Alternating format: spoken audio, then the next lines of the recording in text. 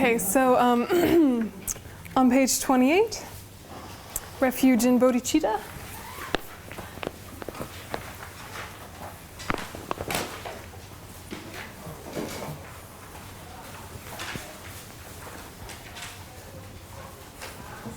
Let's let these people come back in.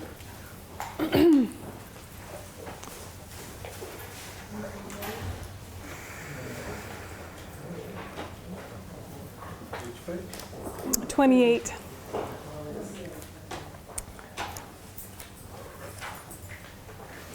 So page 28 at the bottom of the page, where it says refuge in bodhicitta. We'll do it 3 times and then straight into meditation, and I'll just walk you through the meditation. Right?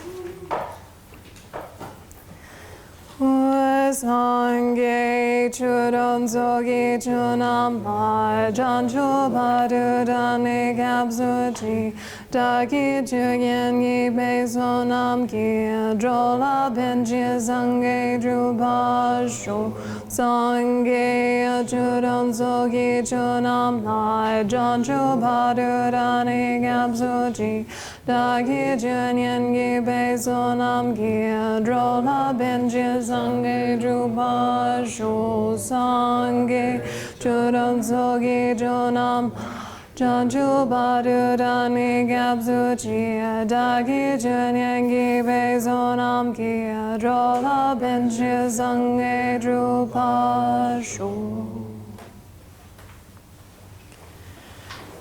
And just sitting with that motivation for a moment.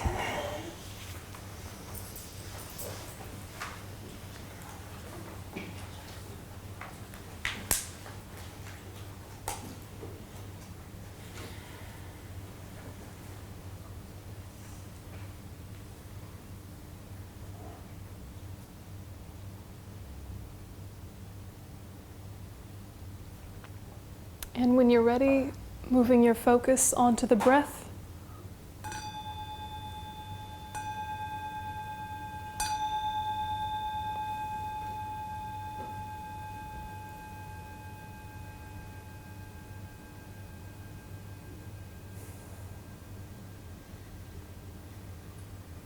At first, just become aware of the sensation of the breath above your upper lip.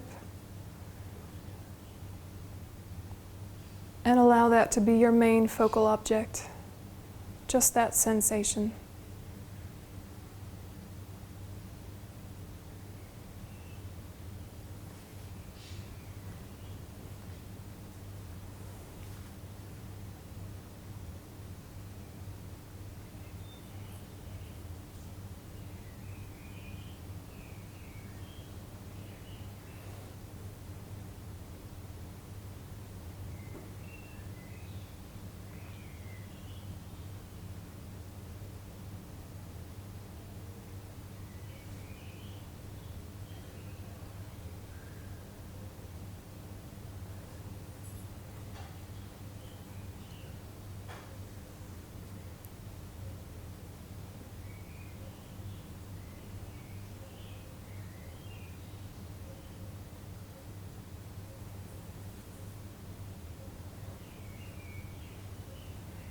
And then whenever your mind becomes distracted, you simply notice that there has been distraction. Disengage and return your focus back to the breath.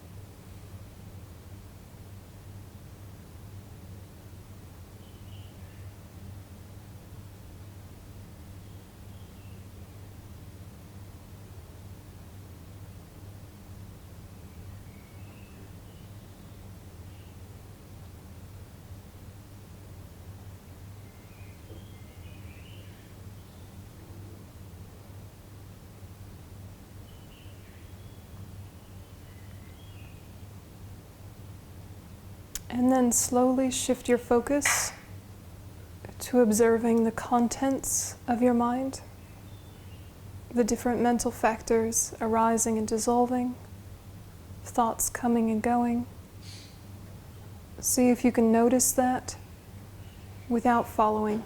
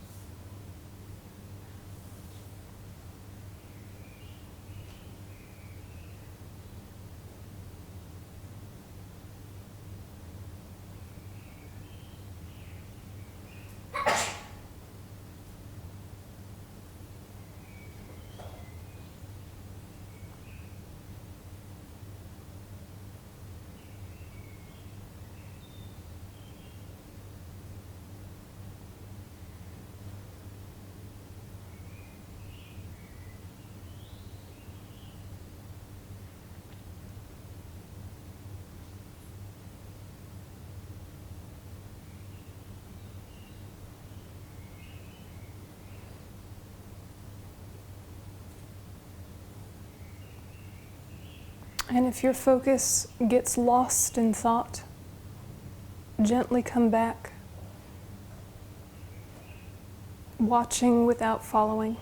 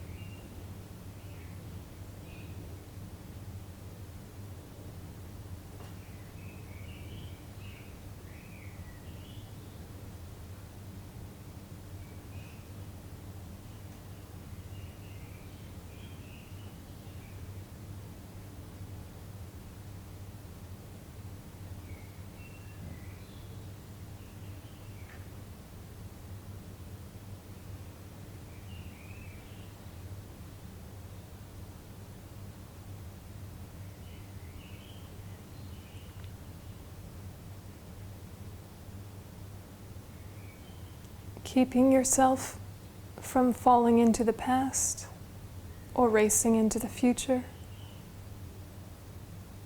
Just observing here and now.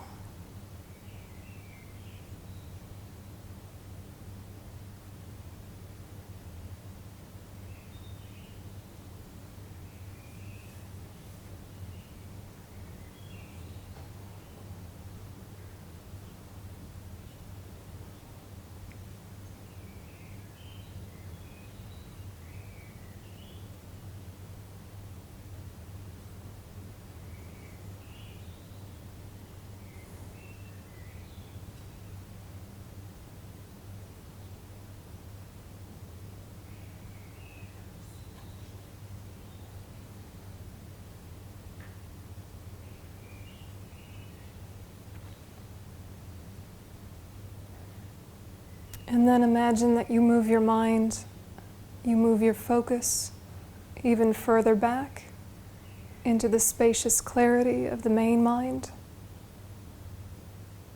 The mental factors, like clouds, continue to come and go, but now your focus is the sky, the clear and knowing nature of the mind.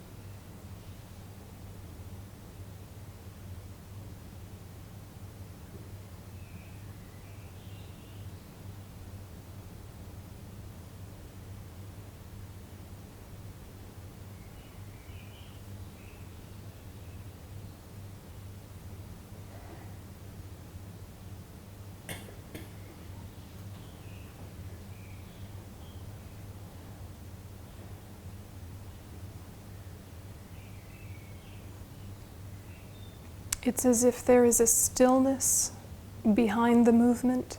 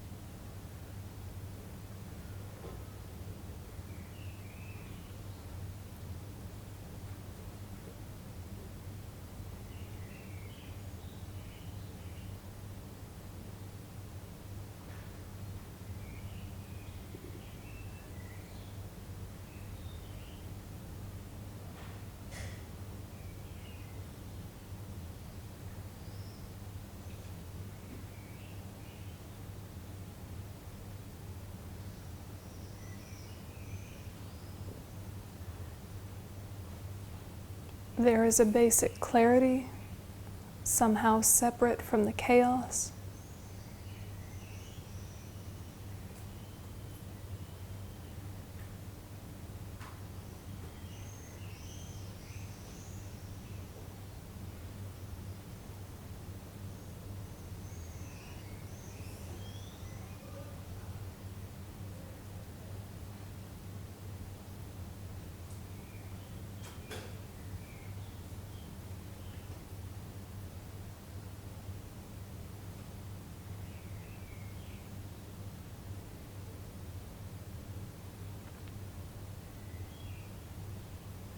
And dedicate the mental energy you put into this focus to understanding the nature of the mind in order to develop that mind to its utmost extent.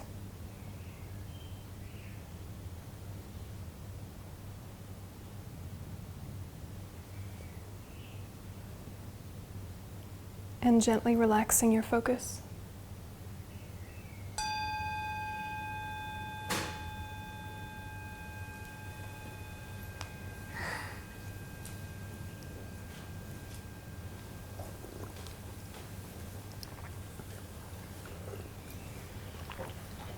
Okay, so what happened?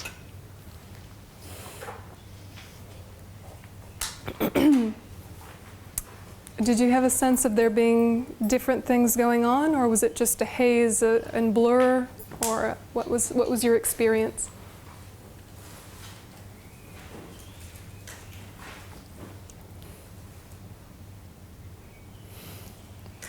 Not enough caffeine? Voidness. Voidness. Yeah. Like space? Not exactly. Emptiness, kind of, something very, not thinking about anything. Was it clear? Yes. Interesting. Could you see your mental factors coming and going, or were they just like fuzz? Yeah. Yeah. Sometimes the thoughts will be very active and have lots of words, and sometimes it's as though they are static, like the radio is not tuned in correctly, right? Just like shh, nothing, right? Or sometimes the mind is too distracted to external things, like you never noticed the birds until we became silent, and then you're like, birds, birds, different things will happen. And there's not like a wrong thing that happens. What you're trying to do is notice that whatever happens is changing. Whatever happens is moving. And the exercise is to watch without following.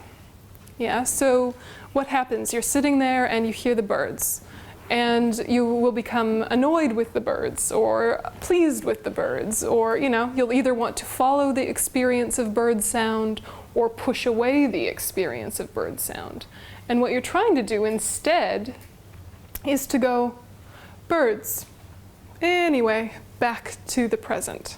Yeah, so you're touching that observation, you're noticing that that's happened, but you're neither pushing or pulling. Yeah, you're not pulling the experience towards yourself or trying to push it away. You just notice that it happened and return. And then you do the same thing with your own thoughts, okay? So some of the thoughts are blank and spacey, some of the thoughts have interesting words, and you go, thinking, back to the center, yeah? Back to the observational position, back to the watcher. Yeah, like it's as though your mental factor of introspection is like a tiny scientist in your mind with a clipboard, right? And he's going, yeah? And he's not writing any specific notes about his observation, but he's got that attitude, yeah? That attitude of the scientist sort of watching the experience. Some meditations, that little scientist, that little introspection does make some comments. But in this meditation, he's just holding that clipboard going, right? So that's what your introspection is doing in this meditation. And so introspection at first is just looking at the clouds. It's just looking at the thoughts. So there are feelings, there are labels, there are memories, there is fog, there is all sorts of things. And you're just watching going, And then you swap from looking at the clouds to looking at the sky. Yeah? And this is harder because the thoughts continue to arise and dissolve and arise and dissolve, but you're shifting where your focus is. And so what's mainly engaged in this meditation is introspection or like self-observation. And this is the quality of one of the mental factors. This is the work of one of the mental factors. And so, in the beginning, you really need to work with this one. You're either looking at the clouds or looking at the sky, right? Kind of. And you try to get more and more flexible with this sense of there is more than one thing happening, right? There is a spacious clarity and there is movement, yeah? And sometimes that movement is very calm, but you don't want to get lost in it, even when it's calm. So what you don't want to do is sort of get into a very relaxed, hazy sort of place that is near sleep and rest there. Don't do that. Even though it's tempting. It's very tempting. You think, oh, I'm so relaxed. Not thinking much. Right? It's not useful, right? It's nice to relax. It's good to relax, but that's not the point of meditating. It's a side effect of meditating. A side effect of meditating is you become more relaxed. But in Buddhist meditation, you're not aiming for the relaxation. That's just a nice side effect, okay? So what you're aiming for is clarity and self-awareness, yeah? Because with clarity and self-awareness, you can change what needs to be changed. So at first, you're just noticing that there's movement and flow.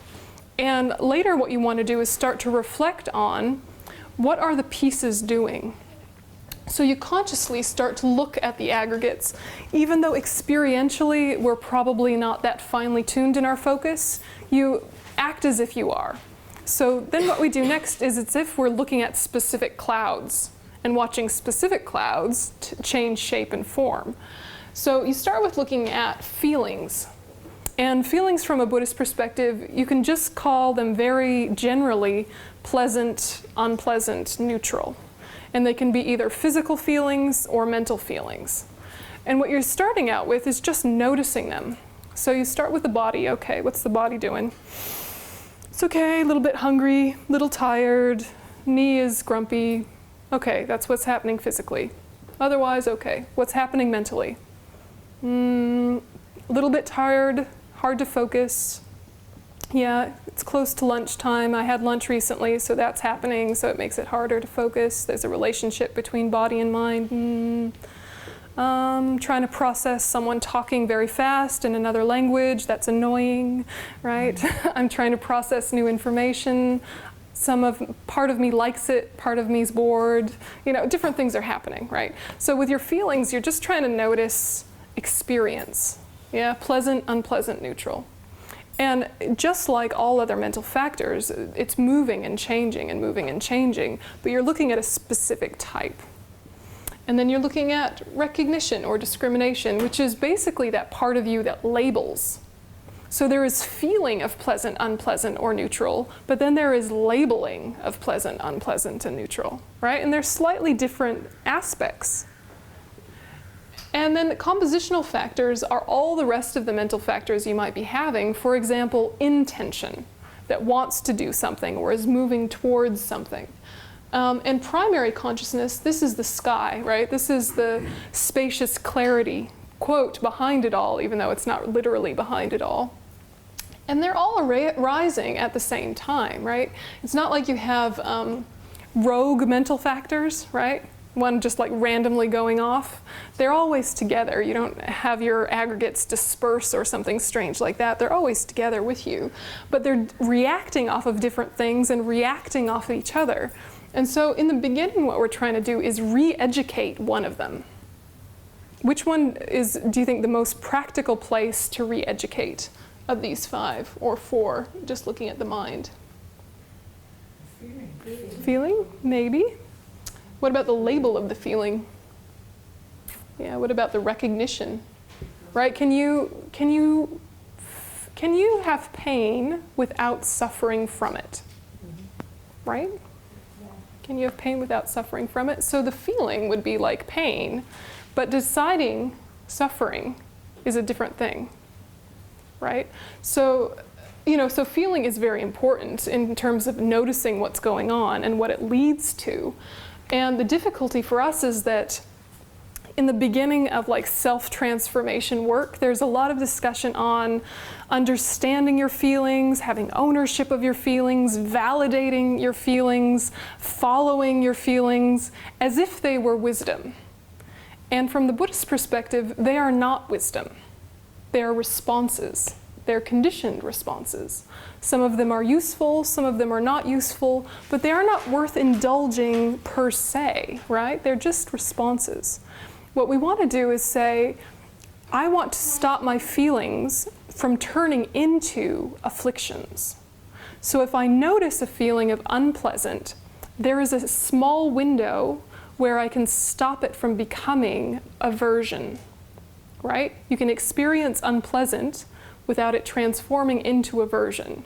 You can experience pleasant without it transforming into attachment or desire or grasping. There's a space, there's a window there, a chance for choice. But we miss the chance for choice because we're used to following feelings. Yeah, if I like it, I want more of it. If I don't like it, it should go away. And then on the basis of like aversion or attachment, all other afflictions come.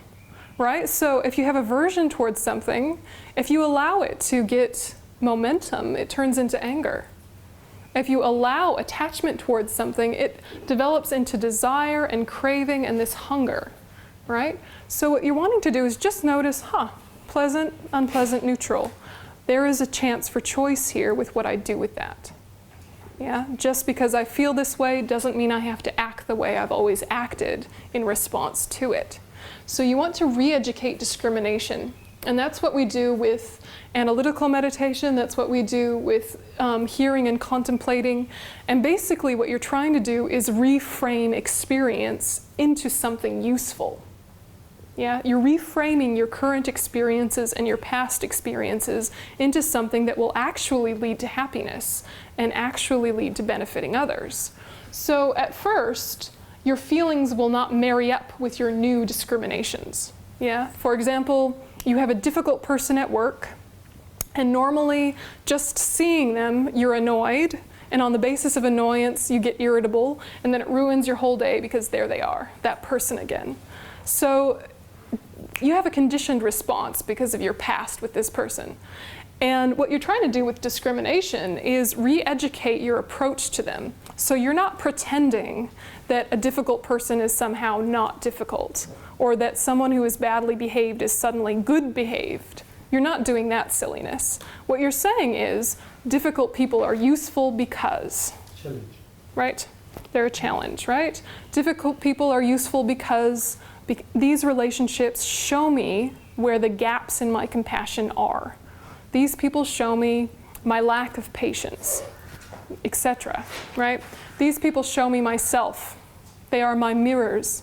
So thank you, difficult person. You will still be annoyed when you see them for a while. You will totally be annoyed to see them for a while. It will still be unpleasant to see them for quite a while. But with repeated reconditioning, using this discrimination, re-educating yourself, slowly, the mere sight of the difficult person will actually trigger pleasure. You'll be like, I'm so happy to see you. You're so awful. You're so awful. I'm so happy to see you. Yeah? So you're not relabeling, awful. They are awful, right? Maybe they're not, maybe they are. That's something else to look at. But pretend that they actually are someone who is genuinely difficult and awful, and no one likes them because they're badly behaved and rude. Say they're one of those unique people who is actually a bad egg, right? As if that were often the case, but pretend that you've got one. You're so happy to see how difficult they are. Yeah, it's not pretending they're not difficult, right? It's a different way of reframing yourself. And so you're reconditioning yourself on quiet, mellow days when there's nothing difficult happening, right? When you're just quietly at home by yourself, you sit and think, what do I like about myself in terms of skills and internal qualities? I like that I'm patient. How did I become patient? Through hardship. Would I be patient without hardship? No. This person is building a skill for me. How nice. Yeah. Right? Like, it can be sort of a silly dance that you play with yourself unless you make it real and authentic. Yeah, it has to be a real set of thoughts or else it won't fundamentally change you. You genuinely sit with, how have I developed skills on the basis of difficulty? And you sit with it very precisely. Yeah, very precisely. So you can also sit with the people that have betrayed you, the people that have left you, the people that have completely done the wrong thing by you and people you have loved, and you're not pretending that that was okay. You're seeing that it was useful for your development, and it's a different thing, right? So you could still take someone to court if you need to. You could still tell them assertively, here are my boundaries. That's all fine. What you're changing is your attitude, right? You're not changing the label of now suddenly a bad person is good. That comes later, right? But in the beginning, you just see, okay, say they are bad. That is useful. Yeah. So slowly this reconditioning will change your feeling towards them, and aversion is not any more than immediate response. Yeah. And there's many ways to do this, okay? So one way is to think this difficult person is helping me build patience, right? Another way is to think, how do I generate compassion as the response? So if you've ever just said to yourself, be nice to them even though they're difficult, just like forcing yourself to be nice, it's not really that long-term effective. And you often resent it, or you become fake and plastic and inauthentic, right? And they probably don't believe you anyway, right? So you have a difficult person and you're pretending that it's fine and you're trying to be sweet. That doesn't work. Or you say to yourself, just be compassionate, just think of them. Oh, it's fine, it's fine, it's fine. You become a martyr, right? And that's yucky and ineffective and loses steam very quickly. So what do you do instead? You use accurate mind training that checks back into your past. When a difficult person has suddenly triggered compassion in me, what did it take? How did that change occur? Someone I didn't like into someone I care about. How did that shift occur? And so you dig back through your past, trying to think of the mental processes that triggered that shift. And if you think back, usually what triggers a shift between not liking someone and actually caring about them is somehow knowing something about their history, right? So you have a difficult person, and then some third party tells you, do you know that they just lost their wife? Do you know that they just lost their house? Do you know that they had this background or that background? And just that knowledge makes you drop your anger. Have you ever had that happen? And they haven't changed. They haven't suddenly become less badly behaved, but because of your knowledge of their background, that same behavior doesn't get to you. Yeah, do you know when this happens, right? Yeah. Can you think of times? So what you're trying to do is take that as your example of it is possible. So let me actually manufacture that with this new friend who is causing so much trouble. I might not know anything about their background, but if I did, it would trigger compassion. What can I assume? I can assume their behaviors come from seeking happiness and avoidance of suffering, because that is what all people's behaviors are based on. It just looks different, right? And so you use yourself then as the guinea pig, and you think, okay, when I am badly behaved, what drives me? And at first we sometimes don't even know that about ourselves, which is why watching your own mental factors in a quiet moment for 5 or 10 minutes can be very useful, because you can reflect on how different things are reacting off of other things, and that any action is the coming together of infinite conditions. Yeah? So you think back to some big mistake you've made in your life, and this is also a good way of getting rid of guilt, right? Taking responsibility without having guilt. It's a very nice practice, right? So you think about some bad thing that you've done. Really was a rotten thing, even if it was 20 years ago. Why did you do it? Okay, was it somehow based in trying to find happiness and avoiding suffering, even if your strategy was flawed? Was that what was underpinning the mistake? You thought it would work, whatever mistake you made. You thought it was a useful way to get what you wanted. You were wrong because you didn't have enough information or enough clarity in that moment. Not because you were bad, but because you were misinformed and distracted. And if you think back through your whole life, the things that you have really, really done wrong, I'm guessing most of them were because you were distracted, not because you meant to. Do you often think to yourself, how shall I hurt other people? And make like a plot internally, right? Do you think most people actually sit there thinking, how can I hurt as many people as possible? This is going to be great. And they sit and they plot, especially the people I love, especially the people in my immediate life. How can I hurt them? We don't do that, right? We might do that to some random political figure. We might do that to some random group of people. That also should be worked on, right? That's another kettle of fish. But just think about people with those they love. We hurt the people we love all the time. Never mind the people we don't even like. It's the people we actually like, we wind up hurting them all the time. And it's because we're distracted, not because we're bad, most of the time. Or that because of our distraction, we thought a certain strategy would work, whereas if we'd been more clear and centered, we would have made different choices. Do you think that's true? If you think about your own life? And so if that is true for you, why would that be any different for anyone else? Unless they had some sort of severe mental illness or some severe trauma in their background, just a regular, ordinary person, why would they be driven fundamentally different than you? You know? And so you use that as a way to trigger compassion for the difficult person. You remember when you were the difficult person, right? And it takes a lot of self-honesty and self-awareness to name the times you've been the troublemaker. You know, you really have to sit with it for a while, because it's confronting to think that you were ever that one in the group that everyone was like, you know. But we're that one often, right? We don't realize the impact we have on those around us. So if you can take some responsibility and ownership of when you've been the troublemaker, it automatically helps you have space towards others who are. Do you see how that would work, right? That's kind of self-reflection leading to an immediate type of compassion for other people. So basically, the more self-awareness you have, the more affinity, the more connection you have with other people. They start to all look like you in some way. Even their faces look totally different, right? There's something similar about all of you. Once you really look at yourself, you start to see yourself in others. And when they're badly behaved, you know it is a symptom of their suffering. It is a symptom of their distraction.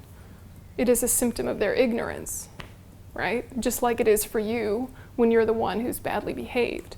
So just naturally the heart opens up. You don't have to force the heart open. You don't have to force compassion. It doesn't work even if you tried.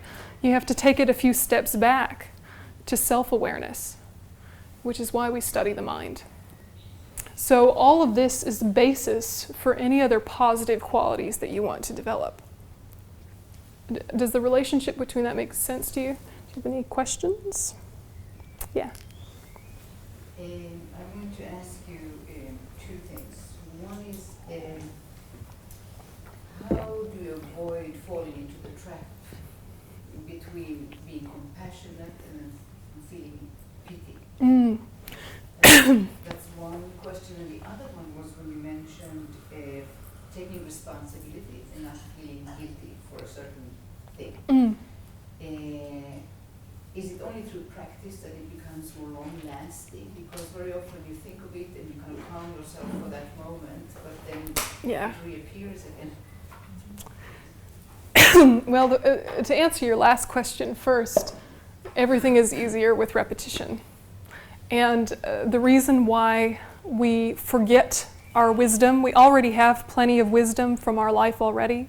The reason that we forget it is because we're not mindful and we don't consciously remember.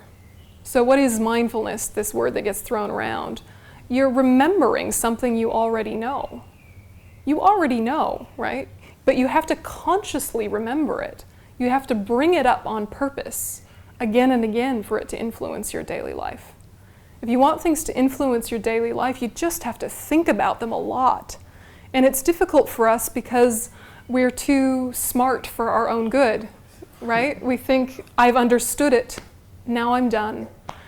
When really it's, now I've understood it, repeat, repeat, repeat on purpose. Even if it's not a meditation, even if it's just a quiet moment by yourself with your cup of tea, bring up the wisdom you've already learned, otherwise you lose it, right? And so being present engages your wisdom. Being present means that everything you've learned so far is at your fingertips and is not lost.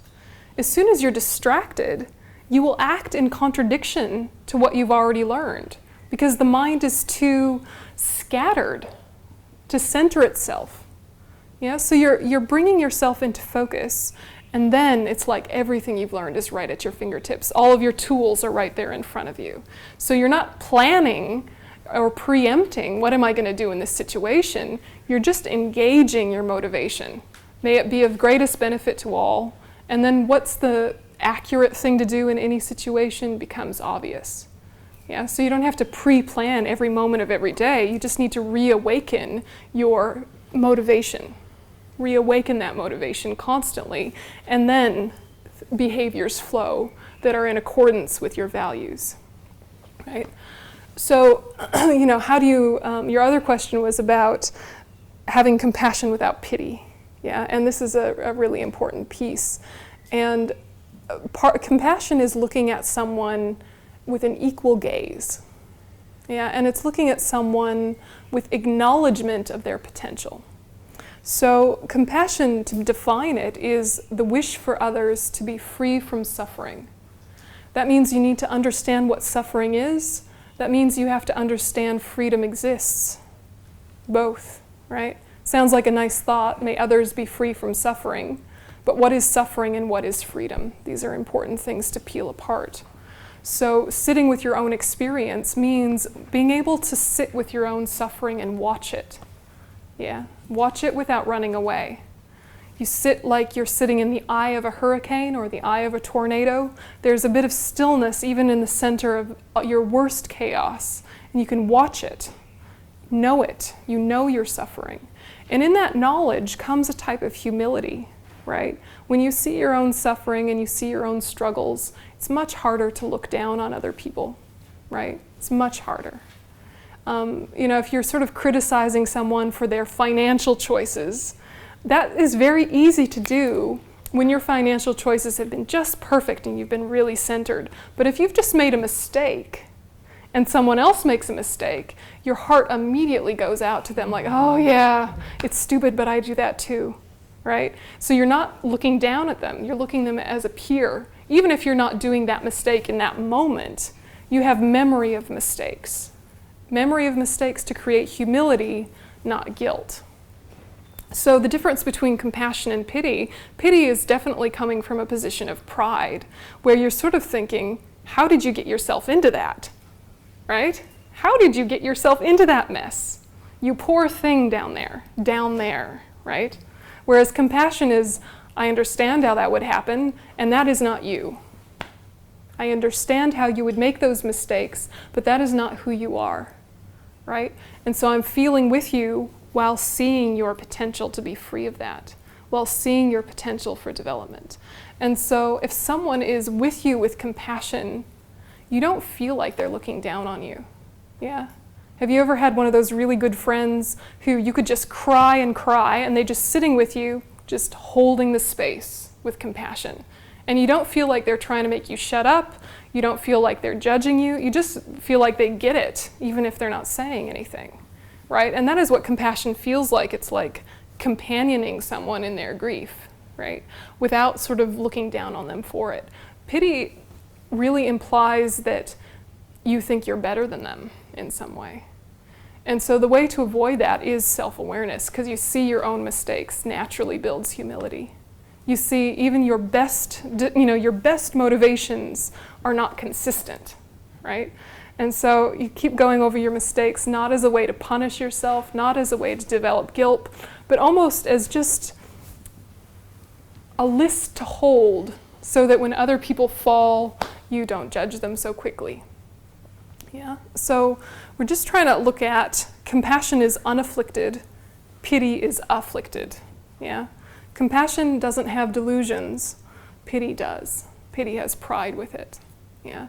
So whenever you're looking down on someone for their suffering, and it doesn't feel like that, right? When you have pity for someone, you do have a, oh, you poor thing, oh, there's that. There's a real like sympathy there. There's, oh no, that must be really hard. But part of you is thinking, I'd never do that. Yeah. Whereas compassion could see how that could happen. Compassion sees that, all right, I've dodged that bullet, I haven't done that particular mistake, but I see how a person could have done it given your series of events. Given your life so far, I understand how you would have made that mistake. Yeah, you're not stupid for your mistake, that's the coming together of these conditions. Do you know what I mean? So you're just sort of shifting your perspective from a looking down to a looking across, or even a looking up at where they could be. I don't know, does that make sense? It does, of course, when you think of more of a mental state.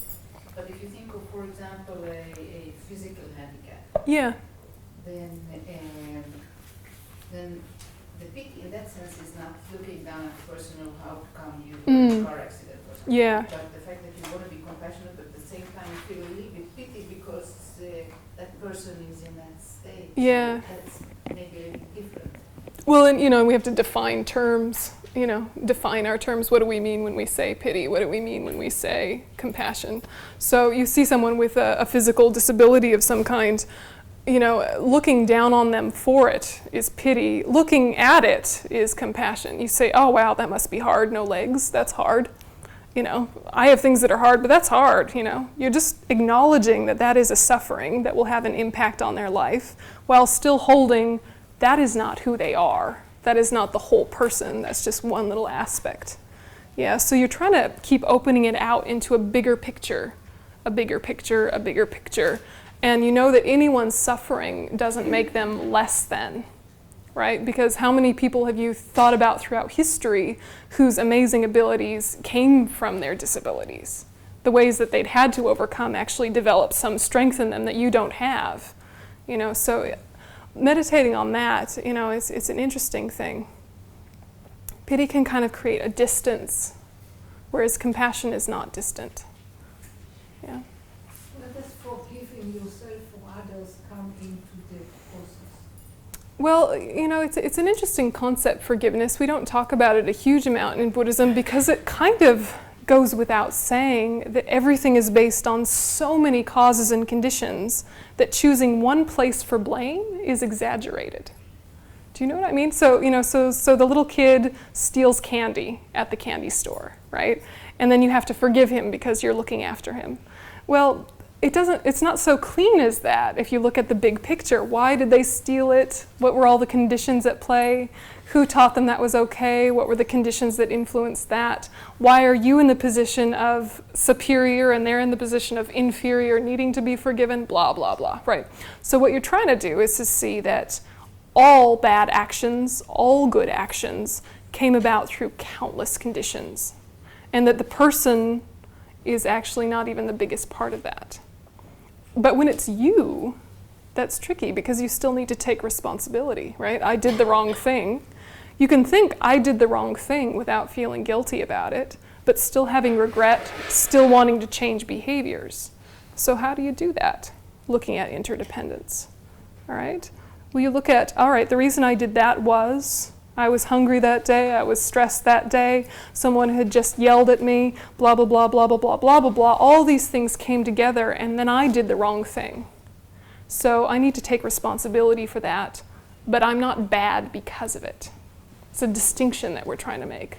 It's not therefore I'm bad, it's therefore it happened. All right, let's work on it. You know, so there's kind of this universal connectedness and universal responsibility while still taking personal responsibility. So, you know, we always say there is no word for guilt in Tibetan language, just regret. Yeah, which is saying, whoops, that was a mistake. Not the mistake makes me bad. We never would say that. Because you have potential that can never be ruined, right? You're not bad. You're confused and you have great potential, just like everyone else, right? So you're special just like everyone else, right? Or you're not special just like everyone else, right? Might help our pride.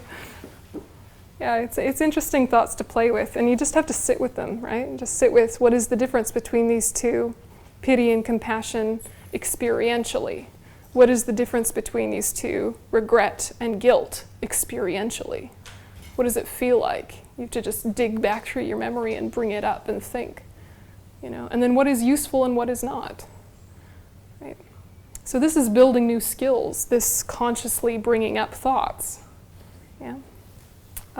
Other questions? Yeah.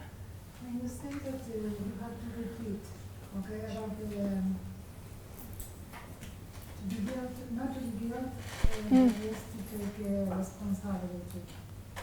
What do you have to repeat, for example? I'm not you, No. Yeah. But it's a good question. Yeah, it's a good question. Yeah. She was asking, what are you repeating when you're trying to change the attitude of taking responsibility but not having guilt? Is it just saying, I am not guilty, right? And which we know doesn't work, right? I am not bad, I'm good. You know, like some sort of pop psychology or something like daily affirmations or something really cheesy, right? It's not that, is it? But then what is it? Yeah, what's the other way? And it is engaging a specific thought process, right? You're engaging a specific structured thought process. This means analytical meditation. So you already know the conclusion you want to come to before you even start, but you're not jumping to the conclusion. Okay, so the conclusion you want to come to is, my bad actions don't make me bad. Okay, so that's the conclusion you want to come to. If you just repeat the conclusion, it has very little impact. You have to repeat the series of thoughts that lead to that conclusion, and that's what will actually change you. So then what are those series of thoughts? It is sitting with the different conditions that occurred for the thing to happen. Yeah, the conditions that were besides you, the conditions that were out of your control, where your control actually was, where your control wasn't. So you're pulling it apart, right? Pull it apart, look at all the pieces, right? Then you reflect on, if someone else had the same conditions as me, would they have behaved the same way? Probably, right? If I knew then what I knew now, would I have made the same choice? No, right? So you're really pulling apart the way you would get to that conclusion. And the conclusion is kind of the least emphasized, right? What's emphasized is the process. And then the conclusion arises naturally at the end of that process. So what we're doing with analytical meditation is, first, you want to identify what you want or what you don't want. You start with just identification. So you define it, and you use, good scholastic definitions. You use experience by your memory. You use logic. Okay, so you take a minute and you just sit with, what is it, this thing I want, or what is it, this thing I don't want? So say it's compassion. What you want is compassion. You sit with identifying it. What is it? It is the wish for others to be free from suffering. That's the definition, but what does that feel like experientially? So then you have to think about, what does it feel like to have compassion for someone else? Go through your memories. What does it feel like when someone else is compassionate towards me? Go through your memories. And you just keep working it through until you have a clear sense of what is this thing I want, much more specifically. And then you analyze, what are the disadvantages of when I don't have it? What does that lead to? And what are the advantages of when I do? And then the conclusion arises naturally at the end of that, which is, may I have compassion for all sentient beings, including myself, right? Including myself, but all sentient beings, all beings that have a mind. But this process of analysis of what are the disadvantages of when I don't have compassion, you can't just skip to, it's bad. What are the advantages of when I have compassion? It's good, right? You can't be lazy about it. You have to force yourself to really think about it deeply. So the disadvantages of when you don't have compassion are, what happens, right? What happens when you lose your compassion for people? Your heart shuts down, your speech becomes rougher, relationships become strained, and you become stressed, etc., right? What are the advantages of when it is present? Your speech is kinder and more thoughtful. Your relationships build in closeness. You are happier, right? And even just sitting through those is not enough. You have to make them yours, right? They have to work for you. So you have to sit with that in a way that feels genuine. But the conclusion of it is, may I have it for everyone, right? And then you just sit with that conclusion in your heart, and inevitably you will get distracted and forget what it is on earth you're doing, and then you bring back in analysis. So basically, analytical meditation, which is working through a thought process, and placement meditation, which is holding your mind on one object, are the two main types of meditation in Tibetan Buddhism. And there are many other types, and there are many subdivisions of each of those, but just generally speaking, you can divide them into two types of meditation, right? Working through meditations and holding on to one thing meditations, yeah? Analytical placement. So in an analytical meditation, you can't let yourself loose associate, or it loses power. And that's why it's different than just thinking generally. Thinking generally, we might start thinking about compassion, and then start thinking about patience, and then start thinking about what's on the television, and then think about calling our friend, and it just sort of, random, right?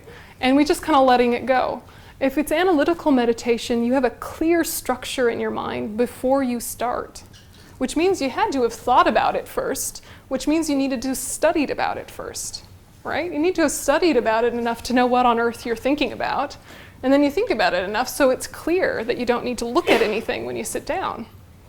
Then you sit down, set your motivation. Why on earth am I doing this? I want happiness, I don't want suffering. May all sentient beings have happiness and freedom from suffering, something like that, right? Friendly, broad. Sit with your motivation, and then sit with identification, disadvantages, advantages, conclusion, and then you dedicate. So the last piece, dedicating, what you're trying to do there is you're wrapping everything up and saying, the reason why I've gone through this thought process is because I want this end product. May all of the energy I put into this thought process go to that end product. The end product being self-development, realizing my potential, Buddhahood, these things. So depending on where you're at with your spiritual path, it will dictate what your conclusion or your end product is that you seek. But you're bookending the meditation with, why am I doing this? And why did I just do that? Right? And it's very cute. So when you're doing this process, you really do need to have a structure before you start, or it won't work. And say you're meditating on compassion and something very brilliant occurs to you about patience. Patience is good, isn't it? But now is not the time. Yeah. In this context, patience is an obstacle. Patience is a distraction because it's going to ruin the power of your meditation on compassion. You say, that is a brilliant thought about patience that I will return to at a later date. put it aside, come back to your structure, right? So what will happen in an analytical meditation is you'll be doing well, and then you'll lose your focus, right? And then when you've noticed that, just come back. Just come back, no big deal. But the wrong way to meditate would be if you got distracted and then followed it. Yeah, that would be the wrong way. So getting distracted is not the problem. It's following the distraction. Yeah, and this makes our minds more and more fuzzy and hazy. The more we sort of just let our mind do whatever it wants, the less focused our mind becomes. And the harder it is for us to develop any power and any continuity in what we're trying to achieve. So you have to be a little bit strict with yourself, but it's strict with gentleness, strict with humor, right? You say, oh, there I was, thinking that the groceries were more important than compassion.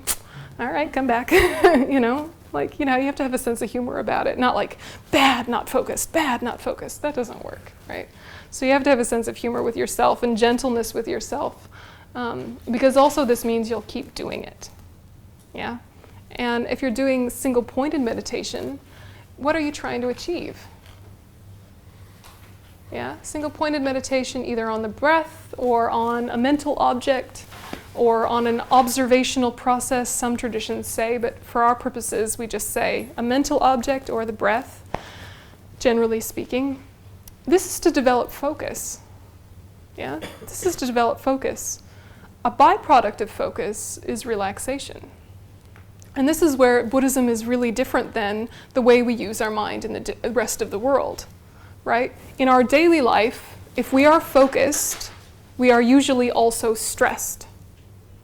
And if we are relaxed, we are usually sleeping or without focus, right? So what we're trying to do in meditation is associate focus with relaxation. Yeah, so we're breaking associations and reassociating, okay? So no longer is focus associated with stress, and no longer is relaxation associated with sleep. You can be relaxed and focused, yeah? And occasionally we have experiences of this in our life that are not meditation, when you're in the zone, right? In the zone, right? You're typing, playing the saxophone, Sometimes we're in that place where we're very focused as well as being very relaxed. But that's the state of mind we want to bring to meditation. So you're holding an object of focus, but you're not tight and you're not floppy. You're just holding it gently, right? So this is what we're trying to work on with placement meditation, is to slowly develop concentration, which will bleed through into the rest of your life and be useful in the rest of your life. And of course you use focus in analytical meditation, but you're using it in a moving way. Yeah? So those two main types. Questions or comments? To me, it seems that working about compassion and the guilt and all the emotions that we work, all the emotions that we work with, at the end, it sums up in openness of the heart. Mm-hmm. Yeah, even though you make all the analytical thinking, at the end, you're open to yourself, and you're open to others, feeling their pain. Mm. But yeah, feeling it in the right way, right? Because we can have over-aroused empathy, right? When we're feeling with someone suffering so much that we start to suffer, right? That is not compassion, right? That's excessive empathizing, right? You're sort of like merging into someone's experience, and now you're completely bogged down by their suffering. Do you know that experience, right? When you're with someone who's really having a bad day, and after talking to them, you need a nap, right? Right? And you're like, I was fine before we talked. So that's not compassion, right? But it's why we get burnt out. It's why we get burnt out when we're with people. We want to help, we want to be of benefit, but after an hour with someone who's really struggling, we're just like, oh God, I'm so tired. I wish you well, but I also need to sleep, right? That's not compassion, right? And it's difficult because we're not sure the right way to approach it. How can you be with someone's experience without falling into it, right?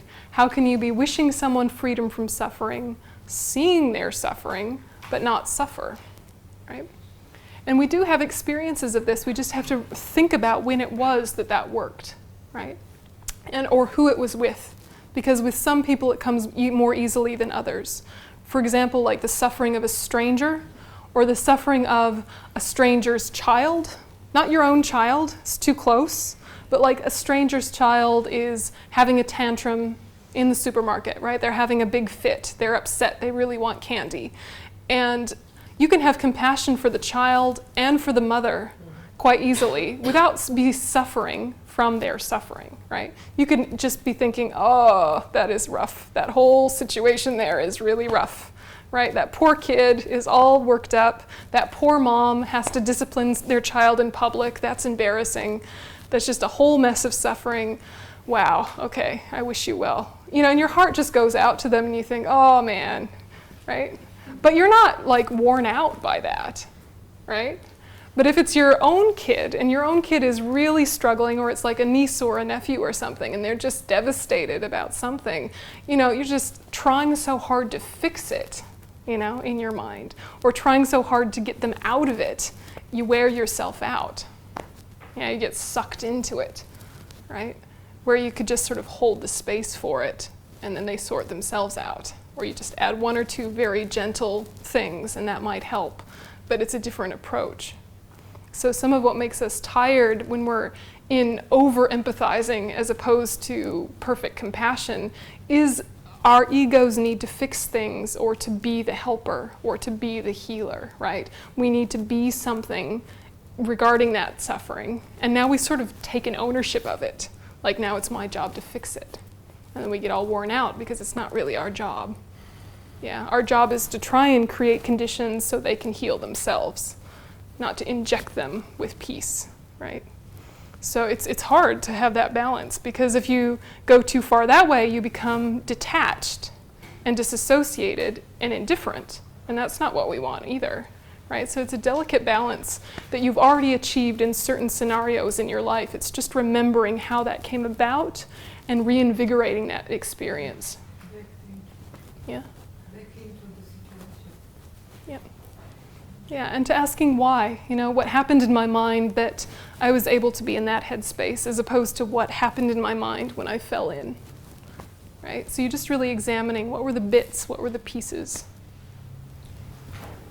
Can you say that the defining factor between compassion and pity is the feeling of equanimity?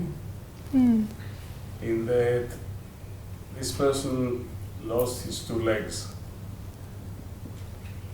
I could lose them the next hour. I hope not, but it could happen. It's true. I don't know. And when I feel pity, then I say, oh, tough luck, but this could not happen to me. Yeah. I am okay, I'm safe. Yeah, absolutely. When I'm not safe.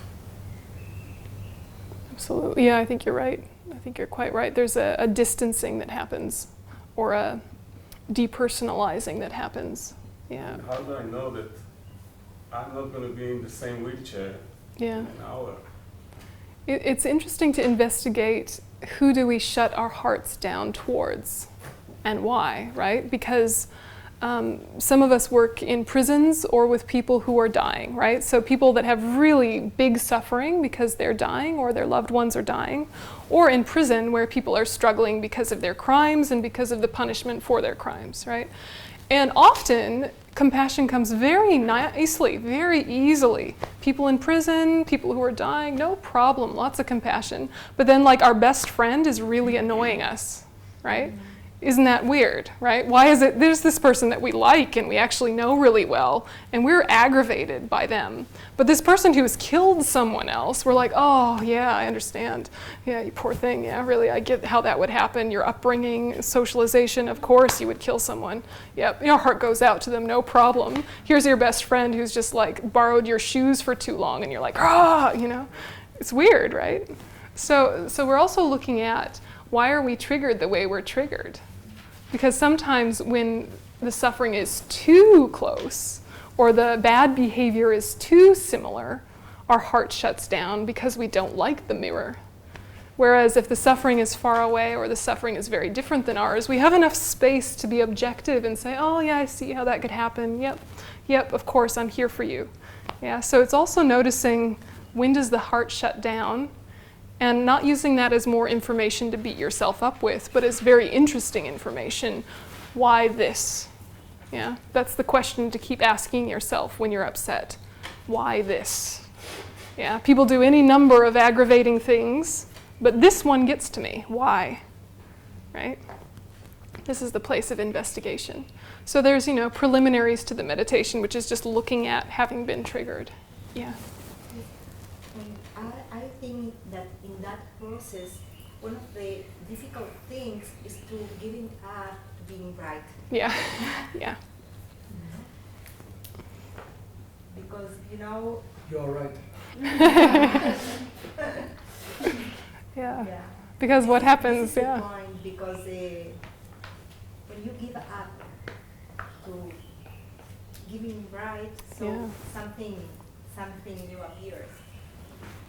But being there, attached to that, Mm. is, nothing moves. Exactly. You're stuck. Yeah, exactly. Nothing moves when you're right. Yeah.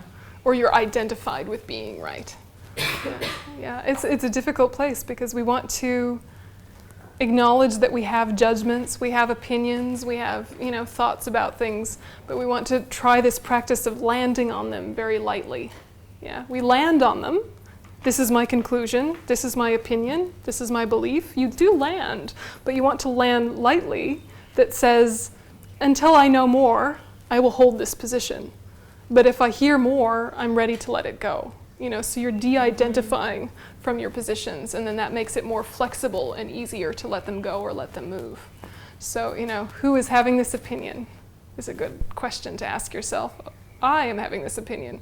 Where am I? Oh, yeah, it's a good investigation. Who says that? Yeah, exactly. What brought about this conclusion, I argued yesterday with my eldest daughter, and I know, all the theory and how it goes, and the what I'm paying for that, but I don't want to give up. Yeah. I'm good 2 more hours, Yeah, and I will right. do that. Something like that. Yeah. You know that? So. More on that as it develops. But yeah, it's a very important place to look at. What makes me stuck is usually I am right. Yeah. Or what would it mean if I were wrong? Yeah. So this is a good place. So we'll have a little break, stretch your legs, have a cup of tea, and we'll come back at 6:30.